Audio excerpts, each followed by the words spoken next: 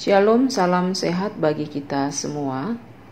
Sebelum mendengarkan firman Tuhan, mari terlebih dahulu kita berdoa. Terima kasih Bapa yang senantiasa memelihara dan menggembalakan hidup kami, hingga kami boleh hidup sebagaimana adanya saat ini. Dan kami mau hidup hanya bersama dengan tuntunan firman-Mu saja. Maka berfirmanlah Engkau, kami telah siap mendengarkan. Amin. Saudara-saudari yang dikasihi Yesus Kristus, firman Tuhan menyapa kita tertulis dalam 1 Petrus 5 ayat 2. Gembalakanlah kawanan domba Allah yang ada padamu, jangan dengan paksa, tetapi dengan sukarela sesuai dengan kehendak Allah. Dan jangan karena mau mencari keuntungan, tetapi dengan pengabdian diri. Demikian firman Tuhan. Saudara-saudari yang dikasihi Yesus Kristus, dalam tradisi Yahudi, dan ini juga relevan hingga saat ini, ada 4 kategori gembala. Yang pertama, gembala di bidang sekular atau keduniawian. Itu mulai dari raja atau pemerintah tingkat tinggi hingga pemerintahan terendah, atau kepala-kepala instansi yang memimpin suatu instansi mulai dari tingkat tertinggi hingga sampai kelompok-kelompok kecil di bawahnya. Yang kedua, rohaniwan. Kelompok ini adalah kelompok yang lebih melayani terkait dengan dunia rohani atau kerohanian dari umatnya. Misalnya imam dan jajaran-jajarannya yang melayani hingga pengajar-pengajar di bait suci, atau pada saat ini disebut pendeta. Mulai dari pendeta, guru huria, bibi elfro, diakones, evangelis, sintua, itu disebut sebagai gembala dalam hal kerohanian. Yang ketiga adalah orang tua. Orang tua adalah gembala di tengah-tengah masing-masing keluarga. Dan yang keempat adalah diri kita sendiri, di mana dalam hal ini kita harus bisa menggembalai dan mengendalikan diri kita. Dari keempat kategori gembala itu, kita semua mempunyai tanggung jawab yang diberikan oleh Tuhan, baik sebagai gembala di bidang sekular maupun rohaniwan atau orang tua, bahkan diri kita sendiri harus bertanggung jawab terhadap pemberi mandat tersebut. Tugas gembala itu diberikan oleh Allah kepada kita manusia dengan kapasitas-kapasitas yang berbeda-beda. Oleh sebab itu kita semua bertanggung jawab kepada si pemberi mandat. Tanggung jawab secara umum yang diberikan oleh si pemberi mandat atau dari Allah adalah kita harus memperhatikan kebutuhan yang dibutuhkan oleh domba-domba yang dipercayakan oleh Allah kepada kita. Kalau dalam hal pemerintah, maka dia harus memperhatikan bagaimana kesejahteraan dari rakyatnya.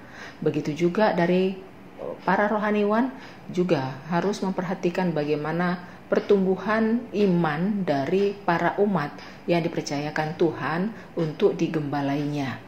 Itu juga para orang tua bertanggung jawab untuk membimbing keluarganya agar betul-betul diarahkan patuh kepada perintah Tuhan. Begitu juga terhadap diri kita sendiri. Kita harus bisa mengendalikan diri kita, bukan orang lain, bukan iblis yang mengendalikan diri kita, tapi kita harus bisa mengendalikan dan menggembalai diri kita supaya semuanya itu seturut dengan apa yang Tuhan kehendaki dalam kehidupan kita. Maka apabila pada saat ini kita disapa oleh firman Tuhan dalam kitab 1 Petrus pasal 5 ayat 2 ini, diminta kepada kita semua untuk melaksanakan apapun tugas yang Tuhan berikan dalam hidup kita dengan sukarela taat untuk melakukan perintah Tuhan. Oleh sebab itu dalam ketaatan melakukan perintah Tuhan, kita harus betul-betul mengedepankan apa yang Tuhan kehendaki, bukan apa yang kita kehendaki.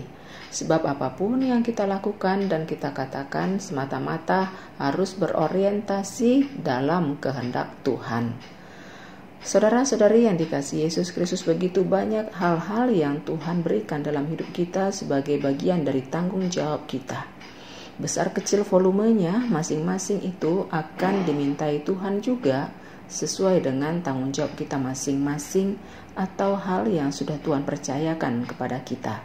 Oleh sebab itu, sekecil apapun tanggung jawab yang Tuhan berikan kepada kita, mari kita melakukannya dengan sepenuh hati. Sebab orang yang dipercaya dalam hal-hal kecil, kepadanya Tuhan pasti akan memberikan kepercayaan nantinya dalam hal-hal yang besar. Maka jangan pernah sepelekan hal-hal yang kecil yang menjadi tanggung jawab kita. Sebab dari hal-hal yang kecil, Tuhan akan melihat kita apakah kita layak untuk menerima hal-hal yang lebih besar lagi. Siapapun itu dalam hidup kita, mari kita senantiasa bertanggung jawab dengan apa yang kita ucapkan, apa yang kita lakukan, dan dengan demikian kita akan mendapat sukacita baik di dunia ini, baik juga di sorga kelak. Dan apabila memang kalau kita sudah melakukan yang terbaik di tengah-tengah pekerjaan dalam hidup ini, tapi orang tidak pernah menghargai kita, tetaplah semangat. Tetaplah melakukan apa yang seharusnya kita lakukan. Sebab kita bertanggung jawab bukan kepada manusia, tetapi bertanggung jawab kepada Tuhan. Jangan pernah surut. Jangan mencari keuntungan untuk diri sendiri yang manfaatnya hanya sangat sementara dan terbatas di atas muka bumi ini. Tetaplah kita akan melakukan hal-hal yang lebih baik ke depannya. Tuhan pasti memperhitungkan upahnya baik di dunia ini, baik di sorga kelak. Meskipun orang tidak menghargai apapun yang sudah kita lakukan yang terbaik di dunia ini, ingatlah apa yang tertulis dalam Lukas pasal 6 ayat 23a. Bersukacitalah pada waktu itu dan bergembiralah, karena upahmu besar di sorga. Mari jemaat yang dikasihi Yesus Kristus, kita senantiasa semangat melakukan hal yang terbaik, melakukan tanggung jawab yang sudah Tuhan berikan kepada kita dengan sukacita, sebab Tuhan memperhitungkan segala pengabdian kita kepadanya. Amin. Marilah kita berdoa. Terima kasih Tuhan, Kau berikan kami tanggung jawab dalam hidup kami masing-masing. Sekecil apapun itu, ajari kami tetap menghargainya dan melakukannya dengan penuh tanggung jawab. Sebesar apapun tanggung jawab yang Kau berikan kepada kami juga mampu melakukannya dengan sepenuh hati. Agar apapun yang sudah Kau berikan kepada kami, yaitu tanggung jawab, bisa kami lakukan seturut dengan kehendak-Mu saja, dan kami mampu untuk mempertanggungjawabkannya kelak di hadapan-Mu. Dan manakala apabila kami sudah melakukan yang terbaik di atas muka bumi ini, tetapi orang-orang tidak menghargai kami, mampukan kami senantiasa mengingat pengharapan yang telah Kau berikan kepada kami, bahwa upah kami akan besar di sorga. Terima kasih Bapa untuk sapaan firman yang telah kami terima pada saat ini. Mampukan kami untuk mengerti, terlebih melaksanakannya. Dalam Yesus kami berdoa. Amin.